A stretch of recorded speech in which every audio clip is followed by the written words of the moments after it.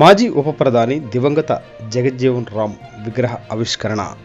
బాపట్ల జిల్లా వేమూరు నియోజకవర్గం అమృతలూరు మండలం అమృతలూరు గ్రామంలో బాబు జగజ్జీవన్ రావు గారి విగ్రహ ఆవిష్కరణ కార్యక్రమంలో పాల్గొన్న మాజీ మంత్రి మరియు వేమూరు శాసనసభ్యులు నక్కా ఆనందబాబు గారు, బాపట్ల ఎంపీ కృష్ణప్రసాద్ గారు. ఈ కార్యక్రమంలో వేమూరు నియోజకవర్గం పరిధిలోని నాయకులు, దళిత సంఘాలు, కార్యకర్తలు తదితరులు పాల్గొన్నారు. ఎంపీ కృష్ణప్రసాద్ గారు మరియు వేమూరు ఎమ్మెల్యే నక్కా ఆనందబాబు ఇద్దరు చేతుల మీదుగా విగ్రహ ఆవిష్కరణ చేశారు. ఈ కార్యక్రమంలో నియోజకవర్గ పరిధిలోని తెలుగుదేశం, జనసేన, బీజేపీ నాయకులు, అభిమానులు అధిక సంఖ్యలో ప్రజలు పాల్గొన్నారు. ఆ రోజు రానే వచ్చింది. ఈరోజు ఈ పండుగ వాతావరణంలో కార్యక్రమాన్ని నిర్వహించుకున్నందుకు నిర్వాహకులందరూ కూడా పేరు పేరుగా మనస్ఫూర్తిగా హృదయపూర్వక అభినందనలు తెలియజేస్తున్నాను. ఎందుకంటే ఏదైనా కార్యక్రమం మరి ఇంత పెద్ద ఎత్తున చేయాలంటే మీరందరూ కూడా ఒక ఐకమత్యం, ఒక కమిట్మెంట్ కావాలి. అందులో మన గ్రామాల్లో, పల్లెల్లో సంబంధించి ఓ బృహత్తర కార్యక్రమానికి శ్రీకారం చుడితే అనేక అడ్డంకులు ఉంటాయి. వాటన్నిటిని కూడా అధిగమించి బ్రహ్మాండమైన కార్యక్రమం ఈరోజు చేశారు. దానికి చాలా సంతోషంగా ఉంది. విగ్రహం ఓపెన్ చేశాం. వర్ధంతి జయంతి ఘనంగా నిర్వహిస్తాం. ఆ రోజు విగ్రహాలకు దండలేస్తాం. ఆ తర్వాత మర్చిపోతుంటాం. దయచేసి ఆ పని చేయొద్దని చెప్పి నేను ఈ సందర్భంగా తెలియజేస్తున్నా. బాబు జగజ్జీవన్ రావు గారు, డాక్టర్ బాబాసాహెబ్ అంబేద్కర్ గారు ఇటువంటి మహనీయుల యొక్క జీవితాన్ని మనం రోజు కూడా స్ఫురణకు తెచ్చుకోవాల్సిన అవసరం, ఆవశ్యకత ఉంది. ఈరోజు సమాజంలో గౌరవప్రదమైన జీవనం మనం కొనసాగిస్తున్నామంటే దానికి ప్రధాన కారణం ఈ నాయకులే. వాళ్ళు చేసిన త్యాగాల ఫలితం ఈరోజు మనం అనుభవిస్తూ ఉన్నాం. మనం కూడా త్యాగాలు చేస్తే మన పిల్లలు, వారి పిల్లలు ఇంకా మంచి భవిష్యత్తుతో ముందుకెళ్తారు. దాన్ని దృష్టిలో పెట్టుకొని మనందరం కూడా మసులుకోవాల్సిన అవసరం ఉంది. నేను చెప్పారు పెద్దలు చాలామంది, డాక్టర్ బాబాసాహెబ్ అంబేద్కర్ ఇవాళ 140 కోట్ల జనాభా ఉన్నారు భారతదేశంలో. స్వాతంత్రం వచ్చినప్పుడు 60 కోట్ల మంది జనాభా. 60 కోట్ల జనాభాకి పరిపాలన చేసుకోవాలంటే ఒక రాజ్యాంగం తయారు చేసుకోవాలి. ఈ దేశానికి రాజ్యాంగం లేదు. రాజ్యాంగం తయారు చేయాలంటే ఎవరున్నారు ఈ దేశంలో అంటే ద్రుపిడి స్థితికినా కూడా మరి ఆ రోజున అగ్రవర్ణాలు పెద్ద పెద్దవాళ్ళు ఎవరు దొరకనా. అస్పృశ్యత, అంటరానితనం మీద కొట్టుమిట్టేటటువంటి జాతుల నుంచి వచ్చినటువంటి అంబేద్కర్ గారే ఆ రోజున అవసరమయ్యాడు. అంబేద్కర్ గారు గొప్ప రాజ్యాంగాన్ని రచించి దేశానికి అందిస్తే సుదీర్ఘకాలం పార్లమెంటేరియన్ గా, బహుశా మన జాతుల్లో ఎవరు కూడా అంతకాలం సుదీర్ఘకాలం పార్లమెంటేరియన్ గా ఉన్నాడు లేరు. బాబు జగజ్జీవన్ రావు గారు ఆ రాజ్యాంగానికి ఒక రక్షకుడిగా, ఒక ప్రొటెక్టర్గా పార్లమెంట్లో నిలబడి రాజ్యాంగంలో పొందుపరిచిన హక్కులన్నీ కూడా మనకు దక్కే విధంగా పోరాటం చేసి దానికి ఒక రక్షకుడిగా నిలబడినటువంటి వ్యక్తి బాబు జగజ్జీవన్ రావు గారు.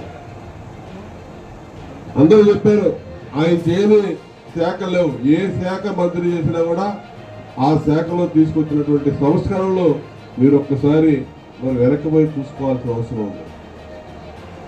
ఏదో దళితుడంటే సాంఘిక సంక్షేమ శాఖ లేదా కార్మిక శాఖ ఒకటో కాదు. బాబు జగజ్జీవన్ రావు గారు అన్ని శాఖలు చేశాడు. రైల్వేస్ చేశాడు, తంతి తపాలా చేశాడు, ప్రధానమైన వ్యవసాయ శాఖ చేశాడు, డిఫెన్స్ మినిస్టర్ చేశారు. ప్రధానమైనటువంటి శాఖలన్నీ కూడా ఈ భారతదేశంలో మంత్రిగా పనిచేసి, ఉప ముఖ్యమంత్రిగా పనిచేసి కేవలం కులం అడ్డొచ్చి ప్రధానమంత్రి కాలేకపోయినటువంటి వ్యక్తి. మరి మన దురదృష్టం, మనం చేసుకున్న దురదృష్టం బాబు జగజ్జీవన్ రావు గారు లాంటి వాళ్ళు ఈ దేశానికి ప్రధానమంత్రి కాలేకుండా ఉండటం అనేది ఒకసారి మనం చేసుకోవాలి. అంటే ఇక గతంలో స్వాతంత్రానికి ముందు పరిస్థితులు ఏ విధంగా ఉన్నాయో దాన్ని బట్టి అర్థం చేసుకోండి. స్వాతంత్రం వచ్చిన తర్వాత 80వ దశకంలో కూడా ప్రధానమంత్రి కావడానికి కులం అడ్డంకిగా మారి ఆ రోజు జగజ్జీవన్ రావు గారు ప్రధానమంత్రి కాలేకపోయారు. ఈ రోజుకి 2024 సంవత్సరంలో ఉన్నాం. ఈ రోజుకి ఆ ఇబ్బందికరమైన పరిస్థితులు చాలా చోట్ల చాలా మంది ఎదుర్కొంటా ఉన్నాం. కుల వివక్ష అనేది, అస్పృశ్యత అనేది, అంతరాంతరం అనేది, వీటన్నిటిని పారదోలటానికి అందరం కూడా వారిని స్ఫూర్ణకు తెచ్చుకొని పనిచేయాల్సిన అవసరం ఉంది. ఆ దిశగా మరి బాబు జగజ్జీవన్ రావు గారిని స్ఫూర్తిగా తీసుకొని మనందరం కూడా ముందుకు రావాలి. ఇంకా మిత్రులు చెప్పారు, బాబు జగజ్జీవన్ రావు గారికి సరైన గుర్తింపు గౌరవం మొన్నటి వరకు 94 వరకు లేదని.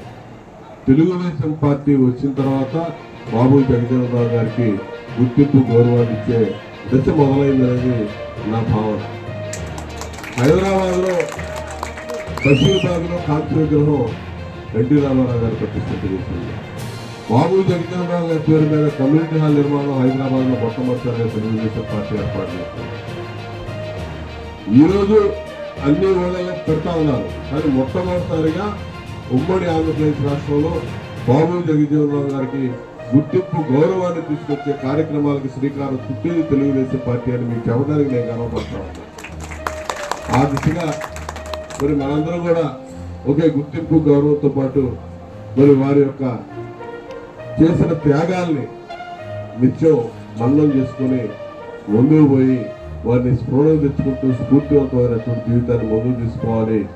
మన జాతి మనుగడ కోసం మన వంతు సహకారాన్ని అందించి మన వాళ్ళ పైకి తీసుకొచ్చే విధానంలో ఎప్పుడైతే ముందడుగు వేస్తామో అప్పుడే ఈ మహనీయులకి నిజమైన నివాళులు అర్పించిన వాళ్ళు అవుతామని చెప్పి ఈ సందర్భంగా తెలియజేస్తూ మరొకసారి గొప్ప కార్యక్రమాన్ని ఏర్పాటు చేసి బాబు జగజ్జీవన్ రావు గారి విగ్రహాన్ని ఈ విగ్రహావిష్కరణ కార్యక్రమానికి మమ్మల్ని కూడా పాల్గొనే అవకాశం కలిగించినటువంటి నిర్వాహకులందరూ కూడా మరీ పేరు పేరున మరొకసారి ధన్యవాదాలు తెలియదు. ఆహ్లాదకరమైన వాతావరణంలో ఈరోజు పండుగ వాతావరణం చేస్తున్నారు. సభాధ్యక్షులు వారు సుకుమార్ గారు, సభను అలంకరించిన మిగతా పెద్దలు, గ్రేస్ ఫౌండేషన్ చరణ్ రాజు గారు, మరి ఎంఆర్పిఎస్ మిత్రులు సతీష్ మాదిగ, సుధీర్ మాదిగ, ఆనంద్ మాదిగ, ఎంపీపీ గారు, చాలా సంతోషంగా ఉంది మీ అందరితో. మరి మీ అందరు కూడా మా నమస్కారం చెప్పుకుంటున్నాను. మిత్రులారా, భారత చరిత్ర తిరగదోడి చూస్తూ ఉంటే ఎన్నో విషయాలు మనకు తెలుస్తూ ఉన్నాయి. ఇప్పుడే సుకుమార్ గారు మిగతా వక్తలు కూడా చాలా విషయాలు చెప్పారు. ఆ రోజు డాక్టర్ బాబాసాహెబ్ అంబేద్కర్ గారు కుల వివక్షని ప్రతి అడుగున ప్రతిరోజు ఎదుర్కొంటూ ఒక సైనికుడు లాగా ముందుకు వెళ్తూ, అసలు యాక్చువల్లీ ఆయన పుట్టింది కూడా ఒక మధ్యప్రదేశ్ ఎక్కడ మహారాష్ట్రలో పుట్టి ఆ తర్వాత చదువుకున్నది మహో అనే ఒక ప్లేస్లో. అక్కడ ఒక మిలిటరీ హెడ్ క్వార్టర్సే ఉంటుంది, అక్కడ పెరిగారు ఆయన. నిజంగా ఒక సైనికుడు లాగా ఆయన పనిచేసి మొత్తము భారతదేశాన్ని ఎదిరించి మనందరికీ ఒక రాజ్యాంగం కలిగించి ఆ రాజ్యాంగంలో మిగతా వాళ్ళతో సమానంగా మన అందరికీ ఓటు హక్కు ఇప్పించడము, లిబర్టీ ఇప్పించడము ఆయన చేశారు. అంత పెద్ద పని ఆయన చేస్తే ఒక విషయం మనం అందరం తెలుసుకోవాలి. ఆ రోజు రాజ్యాంగం రాయాలి మన భారతదేశానికి అని అనుకున్నప్పుడు వాస్తవంగా మీరు చూస్తే ప్రపంచంలో పెద్ద దేశానికి సరి అయిన రాజ్యాంగం లేదు. ఆయన కాన్స్టిట్యూయెంట్ అసెంబ్లీ కమిటీ ఏదైతే ఉందో వాళ్ళందరూ పెద్ద డెమోక్రటిక్ కంట్రీస్ ఏవైతే ఉన్నాయో ఆ వాళ్ళ ఒక కాన్స్టిట్యూషన్స్ అన్ని తీసుకుని చదివి రాజ్యాంగం అంతా చదివి మన భారతదేశానికి ఎలా ఉండాలో అని ప్రత్యేకంగా రాశారు. అది యావత్తు మొత్తం ప్రపంచంలో అందరికంటే పెద్ద రాజ్యాంగం అని అందరూ చెప్పారు. ఆ రాజ్యాంగంలో ముఖ్య అంశాలు ఏమిటంటే, ఆ రోజు అమెరికాలో కూడా మహిళలకు ఓటు హక్కు లేదు, కానీ మన భారతదేశ రాజ్యాంగంలో డాక్టర్ బాబాసాహెబ్ అంబేద్కర్ పోరాడి మహిళలకు ఓటు హక్కు ఇప్పించారు. ఆ రోజు డిస్కషన్ జరిగినప్పుడు ఆ కాన్స్టిట్యూయెంట్ అసెంబ్లీలో అసలు భారతీయులకి ఓటు హక్కు అవసరం లేదు అని చాలామంది పెద్దలు అక్కడ వినిపించారు. గ్రామానికి, గ్రామ సర్పంచ్కి, గ్రామ పంచాయతీకి ఓటు ఇస్తే చాలు అని చాలామంది చెప్పారు. లేదు లేదు, అది కరెక్ట్ కాదు, ప్రతి భారతీయుడికి ఓటు ఉండాలని వాదించిన ఏకైక వ్యక్తి ఆ కాన్స్టిట్యూయెంట్ అసెంబ్లీలో డాక్టర్ బాబాసాహెబ్ అంబేద్కర్ గారు. ఆయన వల్ల మనం ఈరోజు ఓటు హక్కు ఉంది. ఇవన్నీ ఎందుకు చెప్తున్నానంటే, ఇంతకుముందు కూడా పెద్దలు చెప్పారు, మనకి డాక్టర్ బాబాసాహెబ్ అంబేద్కర్ గారు ఆ తర్వాత ఎందుకు వర్డ్ యూజ్ చేస్తున్నా అది కూడా చెప్తాను. భారతరత్న బాబు జగజ్జీవన్ రామ్ గారు మన రెండు కళ్ళు. వాళ్ళు ఏ విధంగా ఈ దేశాన్ని కాపాడారు అని చెప్తున్నా. వాళ్ళు ఏ విధంగా దేశం కోసం పోరాడారు అని చెప్తున్నా.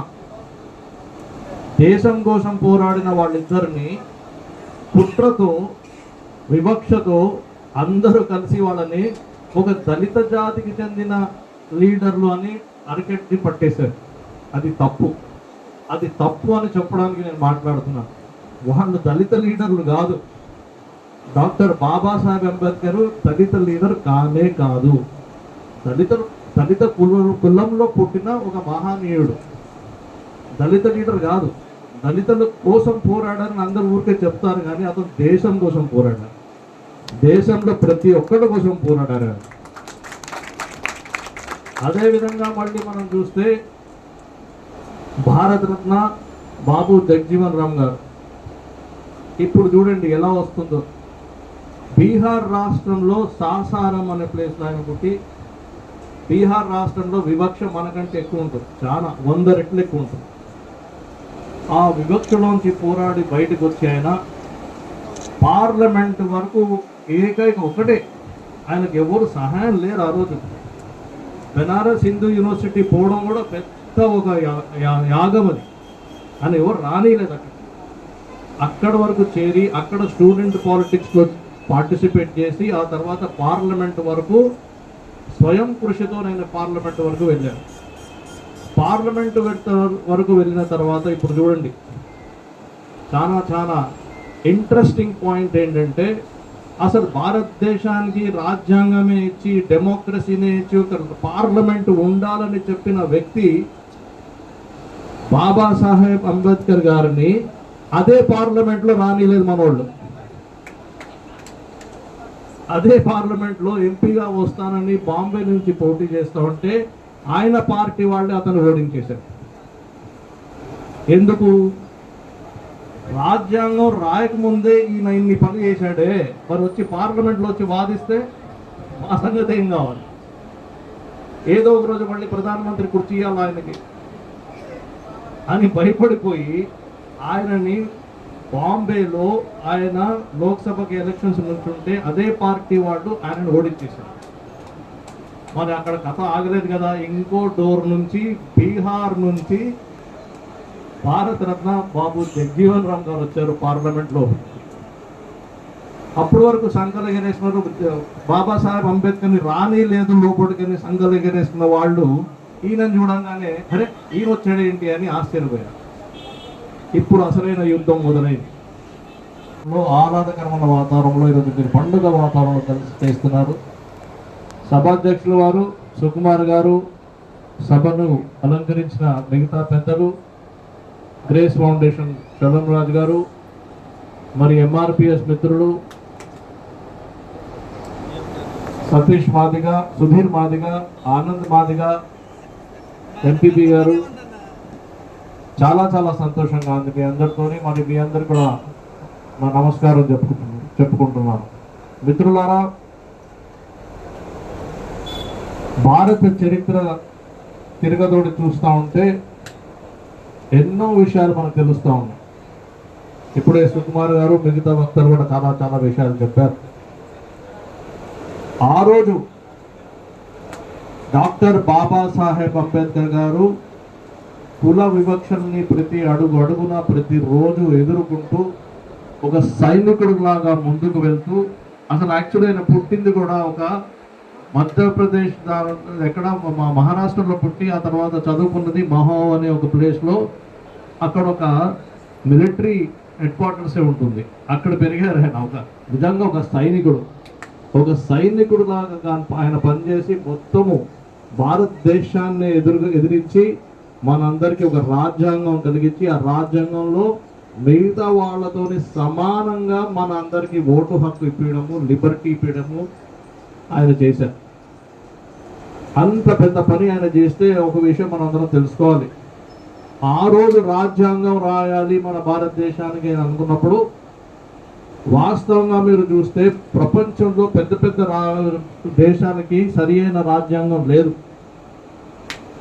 ఆయన కాన్స్టిట్యూయెంట్ అసెంబ్లీ కమిటీ ఏదైతే ఉందో వాళ్ళందరూ పెద్ద పెద్ద డెమోక్రటిక్ కంట్రీస్ ఏవైతే ఉన్నాయో ఆ వాళ్ళ ఒక కాన్స్టిట్యూషన్స్ అన్నీ తీసుకుని చదివి రాజ్యాంగం అంతా చదివి మన భారతదేశానికి ఎలా ఉండాలో అని ప్రత్యేకంగా రాశారు. అది యావత్ మొత్తం ప్రపంచంలో అందరికంటే పెద్ద రాజ్యాంగం అని అందరూ చెప్పారు. ఆ రాజ్యాంగంలో ముఖ్య అంశాలు ఏమిటంటే ఆ రోజు అమెరికాలో కూడా మహిళలకు ఓటు హక్కు లేదు. కానీ మన భారతదేశ రాజ్యాంగంలో డాక్టర్ బాబాసాహెబ్ అంబేద్కర్ పోరాడి మహిళలకు ఓటు హక్కు ఇప్పించారు. ఆ రోజు డిస్కషన్ జరిగినప్పుడు ఆ కాన్స్టిట్యూయెంట్ అసెంబ్లీలో అసలు భారతీయులకి ఓటు హక్కు అవసరం లేదు అని చాలామంది పెద్దలు అక్కడ వినిపించారు. గ్రామానికి గ్రామ సర్పంచ్కి గ్రామ పంచాయతీకి ఓటు ఇస్తే చాలు అని కూడా చాలామంది చెప్పారు. లేదు అది కరెక్ట్ కాదు, ప్రతి భారతీయుడికి ఓటు ఉండాలని వాదించిన ఏకైక వ్యక్తి ఆ కాన్స్టిట్యూయెంట్ అసెంబ్లీలో డాక్టర్ బాబాసాహెబ్ అంబేద్కర్ గారు. ఆయన వల్ల మనం ఈరోజు ఓటు హక్కు ఉంది. ఇవన్నీ ఎందుకు చెప్తున్నానంటే ఇంతకుముందు కూడా పెద్దలు చెప్పారు. మనకి డాక్టర్ బాబాసాహెబ్ అంబేద్కర్ గారు ఆ తర్వాత ఎందుకు వర్డ్ యూజ్ చేస్తున్నా అది కూడా చెప్తాను. భారతరత్న బాబు జగజ్జీవన్ రామ్ గారు మన రెండు కళ్ళు. వాళ్ళు ఏ విధంగా ఈ దేశాన్ని కాపాడారు అని చెప్తున్నా. వాళ్ళు ఏ విధంగా దేశం కోసం పోరాడారు అని చెప్తున్నా. దేశం కోసం పోరాడిన వాళ్ళిద్దరిని కుట్రతో వివక్షతో అందరూ కలిసి వాళ్ళని ఒక దళిత జాతికి చెందిన లీడర్లు అని అరికెట్టి పట్టేశారు. అది తప్పు అని చెప్పడానికి నేను మాట్లాడుతున్నాను. వాళ్ళు దళిత లీడర్లు కాదు. డాక్టర్ బాబాసాహెబ్ అంబేద్కర్ దళిత లీడర్ కాదు. దళిత కులంలో పుట్టిన ఒక మహానీయుడు, దళిత లీడర్ కాదు. దళితుల కోసం పోరాడారని అందరూ ఊరికే చెప్తారు, కానీ అతను దేశం కోసం పోరాడారు. దేశంలో ప్రతి ఒక్కరి కోసం పోరాడారు.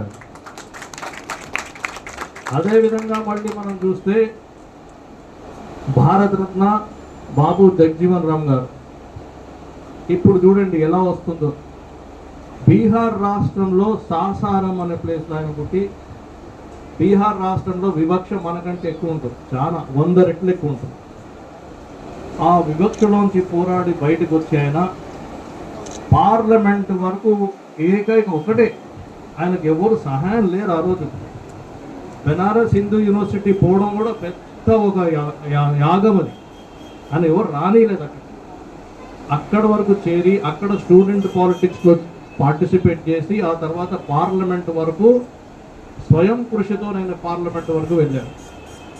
పార్లమెంట్ వరకు వెళ్ళిన తర్వాత ఇప్పుడు చూడండి చాలా ఇంట్రెస్టింగ్ పాయింట్ ఏంటంటే అసలు భారతదేశానికి రాజ్యాంగమే ఇచ్చి డెమోక్రసీనే ఇచ్చి ఒక పార్లమెంట్ ఉండాలని చెప్పిన వ్యక్తి బాబాసాహెబ్ అంబేద్కర్ గారిని అదే పార్లమెంట్లో రానిలేదు మనోళ్ళు. అదే పార్లమెంట్లో ఎంపీగా వస్తానని బాంబే నుంచి పోటీ చేస్తూ ఉంటే ఆయన పార్టీ వాళ్ళే అతను ఓడించేశారు. ఎందుకు? రాజ్యాంగం రాయకముందే ఈయన ఇన్ని పనులు చేశాడే, మరి వచ్చి పార్లమెంట్లో వచ్చి వాదిస్తే మా సంగతి ఏం కావాలి? ఏదో ఒక రోజు మళ్ళీ ప్రధానమంత్రి కుర్చీ ఇవ్వాలి ఆయనకి అని భయపడిపోయి ఆయనని బాంబేలో ఆయన లోక్సభకి ఎలక్షన్స్ నుంచుంటే అదే పార్టీ వాళ్ళు ఆయనను ఓడించేశారు.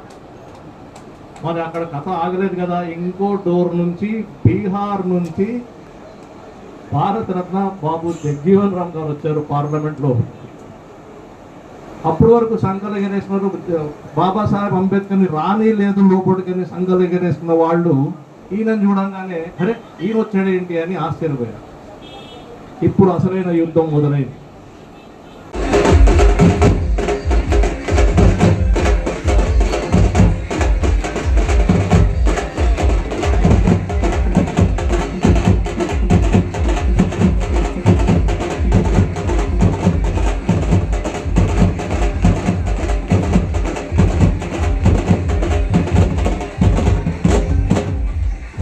బాబాసాహెబ్ అంబేద్కర్ భారత రాజ్యాంగ రచనలో తనదైన ముద్ర వేస్తే దాన్ని పరిరక్షించడంలో మరి బాబు జగజ్జీరావు గారు ఎంతైనా ముందున్నారని తెలియజేసినందుకు, అటువంటి చక్కని సందేశాన్ని ఇస్తూ ఈ విగ్రహాన్ని స్ఫూర్తిగా తీసుకొని మనం కూడా ఎదగాలని మరి ఈ గ్రామ